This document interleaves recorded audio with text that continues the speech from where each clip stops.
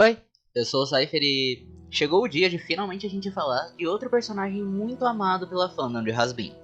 O que honestamente me impressiona, porque ele é um personagem daqueles que na apresentação você realmente não dá nada. Tanto no piloto como na série, a apresentação dele é praticamente a mesma. E não chega nem a ser uma coisa impressionante ou teatral. E pra alguém que visse ele pela primeira vez, ele parecia o tipo de personagem que só tá lá pra servir de piada e mostrar o quanto o Alastor é forte. O tipo que só serve pra apanhar e te deixar com pena dele. Mas eventualmente ele conseguiu conquistar tanto o elenco quanto as pessoas que assistem a série, eu incluso.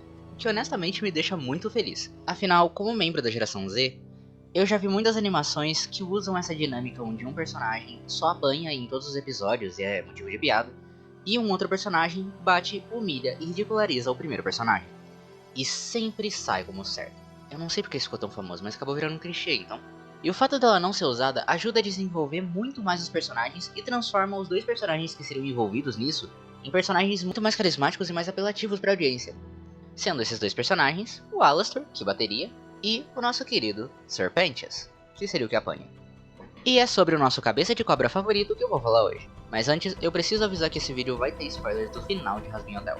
Então, se você ainda não assistiu a série, o que eu recomendo demais que você faça, eu acho que seria melhor que você assista algum outro vídeo meu. Tem vários para você escolher e com certeza vai ter algum que você vai se interessar. Com esse aviso feito, vamos ao que interessa. Pentias.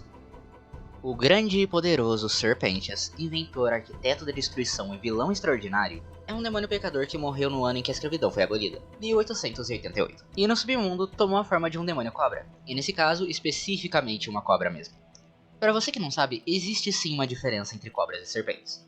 Serpentes são as que todo mundo pensa quando você diz a palavra cobra, que são basicamente um macarrão mortal da natureza. Essas que podem ser peçonhentas ou não e tudo mais.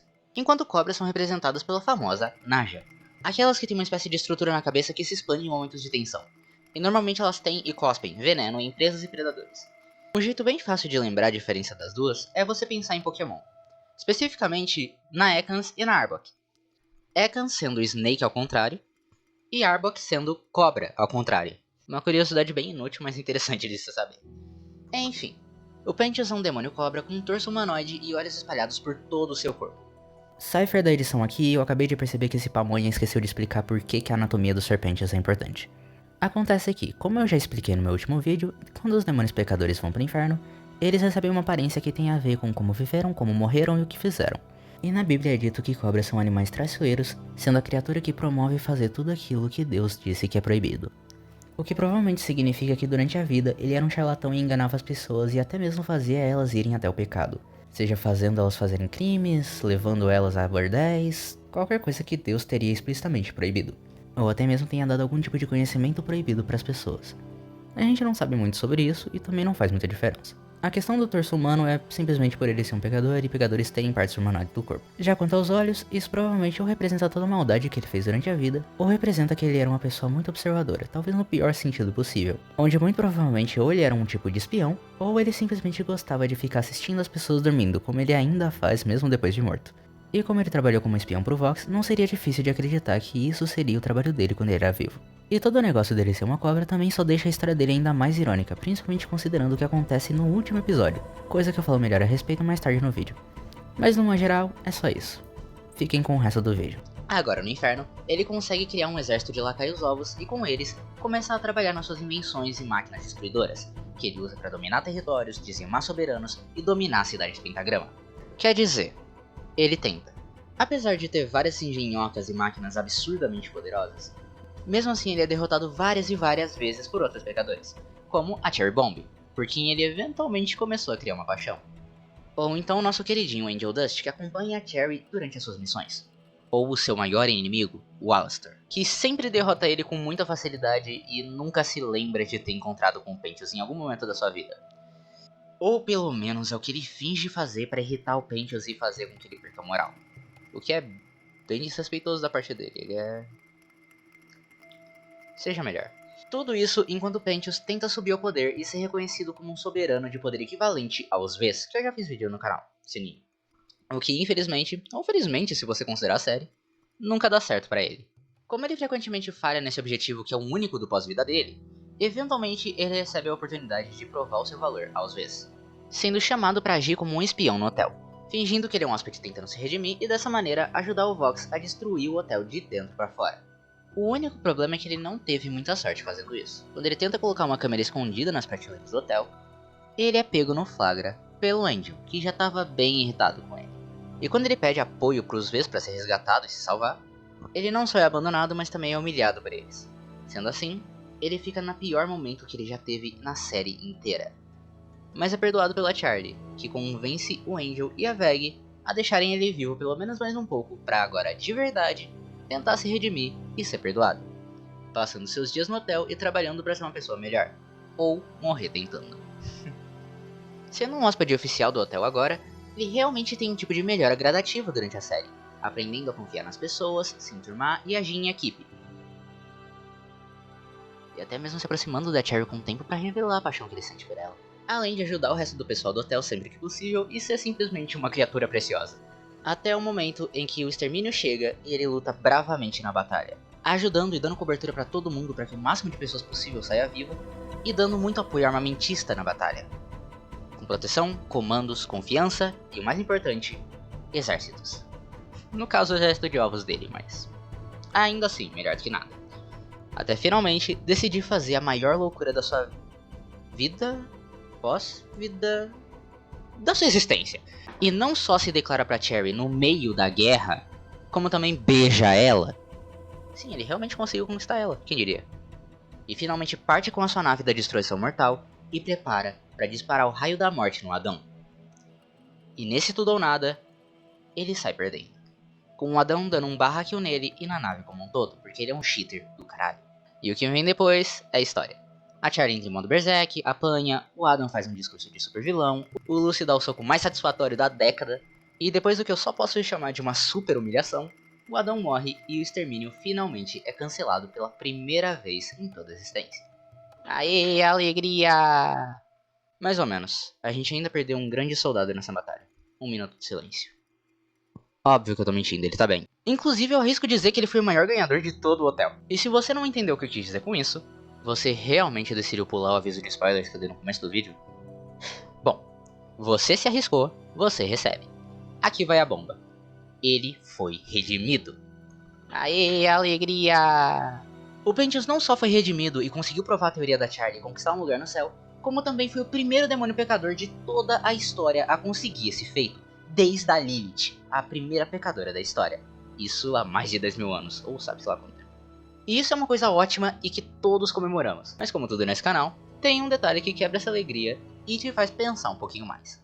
Em momento nenhum é dito pra gente exatamente o que fez com que ele pudesse finalmente se redimir. Será que ele era um anjo esse tempo todo disfarçado? Ele é o filho de um anjo! Zoeiras e teorias que eu realmente acho que algum louco deve acreditar em algum lugar por aí à parte.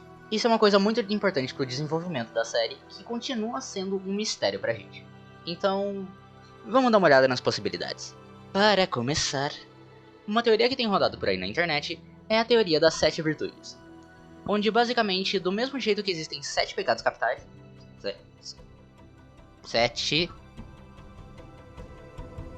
7 pecados capitais, com orgulho, gula, ganância, luxúria, ira, inveja e preguiça, cada qual dando um nome para um anel no universo de Hasbin, existem também 7 virtudes que contrapõem esses pecados mortais, sendo elas castidade, caridade, temperança, diligência, paciência, benevolência e humildade.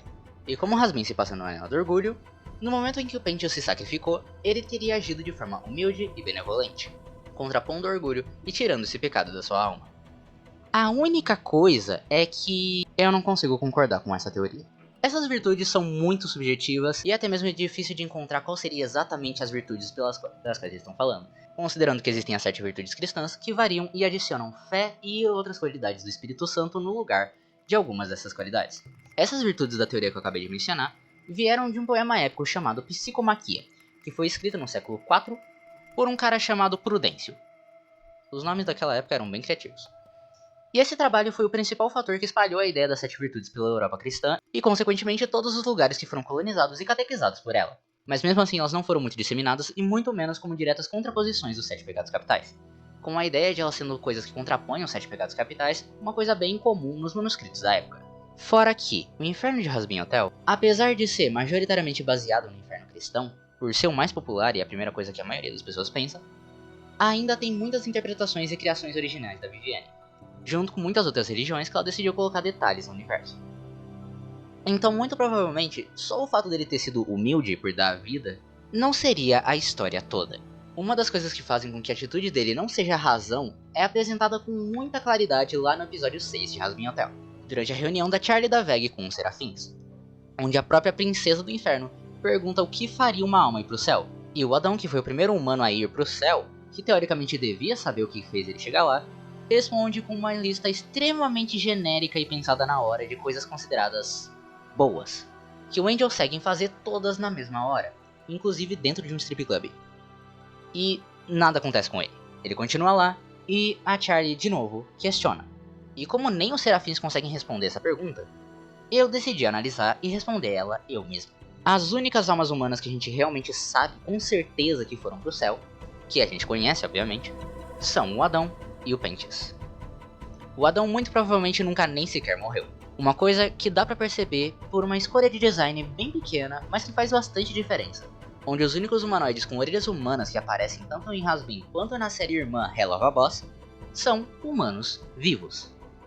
E dá pra concluir muito facilmente que ele só foi pro céu por obedecer tudo que os serafins, anjos e arcanjos disseram pra ele, diferente de Lúcifer, Lilith e Eva. Então só sobra o Pentious pra gente. Então tudo que sobra pra gente saber o que levaria uma pessoa pro céu é o Pentious e tudo que ele fez na série. A começar pelo clássico arrependimento. No segundo episódio, onde ele inconscientemente se arrepende de trair a confiança da Charlie e do pessoal do hotel, recebendo o perdão da princesa e aprendendo com ela que o primeiro passo para virar uma pessoa melhor é reconhecer os seus erros e se desculpar. Coisa que ele faz antes mesmo dela sequer dizer qualquer coisa. Quando ele se deita no chão depois de ser xingado pelo Vox e aceita que a Veg e o Angel fizessem o que eles quiserem com ele, depois nós temos os ovos dele. Não esses, os lacaios dele. No episódio seguinte, ele mostra o quanto ele ama os seus Egg Boys. Mesmo mandando neles de uma forma bem rígida e até maldosa, ele realmente se importa com os ovinhos, e não gosta de ficar longe deles, coisa que ele fala o episódio inteiro. Isso tudo junto com o fato dele ter parado de causar destruição no inferno durante esse tempo, e apoiar o pessoal do hotel, sempre reafirmando eles e elevando a animação do lugar. Provavelmente por serem os primeiros além dos Egg Boys, a tratarem ele com algum tipo de respeito e bem. E no episódio final, onde ele deseja o melhor pra todo mundo antes da batalha, ele finalmente se declara pra Cherry antes de partir pra cima do Adão, e, no mínimo do mínimo, ganhar um tempo pro hotel e pro pessoal de lá fugir e se proteger. O que gira bem em torno do que você poderia imaginar que seriam requisitos básicos pra você ir pro céu. Considerando que esse nível de ética e amor ao próximo são a base pra praticamente todo tipo de religião que tem algum conceito de paraíso tradicional. Mas tem um detalhe que a gente ainda não colocou nessa equação que eu honestamente acho que vai fazer toda a diferença. Esse sendo o fato de que o Pentious sofreu uma morte definitiva. Um dos vários conceitos básicos da trama de Hazbin Hotel são as armas angelicais, que são muito importantes para a narrativa por serem as únicas coisas capazes de realmente matar tanto pecadores quanto demônios de maior classe, sem chance de retorno, uma vez que eles são virtualmente imortais, sempre voltando quando eles sofrem algum tipo de dano muito grande, totalmente regenerados e como se nada tivesse acontecido. E o Pentious se sacrificou de verdade, já que a nave dele foi obliterada pelo raio angelical do Adão. E eu tenho certeza que isso é ligado diretamente com a redenção do Pentious, onde do mesmo jeito que os vivos precisam morrer para ir para o paraíso ou para o submundo, os pecadores e ganhadores precisam ter uma morte definitiva para poderem mudar de vida. E isso muito facilmente pode virar uma das maiores questões do seriado nos episódios que estão por vir, onde entra o dilema de: será que realmente vale a pena entrar no programa de redenção? Sendo que no fim das contas o pecador vai precisar ser morto por uma arma angelical, correndo o risco de, apesar de tudo que ele fez e do quanto ele batalhou, mesmo assim não ser o bastante, e ele não conseguir se redimir, morrendo de uma vez por todas, sem chance de retorno. Saber exatamente qual é o bilhete de passagem para o céu é uma tarefa realmente muito difícil, ainda mais porque nós só vimos o céu por alguns segundos de um episódio, e a gente não conseguiu ver nada dos mortais que conseguiram ir pra lá. Então a gente não sabe se eles podem chegar, se eles podem bimbar antes do casamento, ou com outras pessoas, se eles podem comer carne vermelha, ou sei lá o que mais que regiões têm problemas. E como o Adão não é um bom parâmetro para isso, ainda mais se você considerar a teoria de que ele realmente não tinha morrido ainda de verdade, e que a gente não sabe bem como ele era antes de virar um anjo, se ele realmente só piorou e virou um cuzão depois de ir pro céu. Mas e você? O que você achou dessa teoria? Você acha que o Pentious se redimiu por algum outro motivo? Você acha que o Adão vai voltar como um demônio pegador? Comenta aí. Se a gente pensar bastante, talvez a gente consiga adivinhar alguma coisa sobre o futuro da série. Mas enquanto isso, não se esquece de dar like, se inscrever e ativar o sininho. É sério. E dá uma olhada nos outros vídeos do canal. Eu espero que possa te ver de novo logo. Tchau!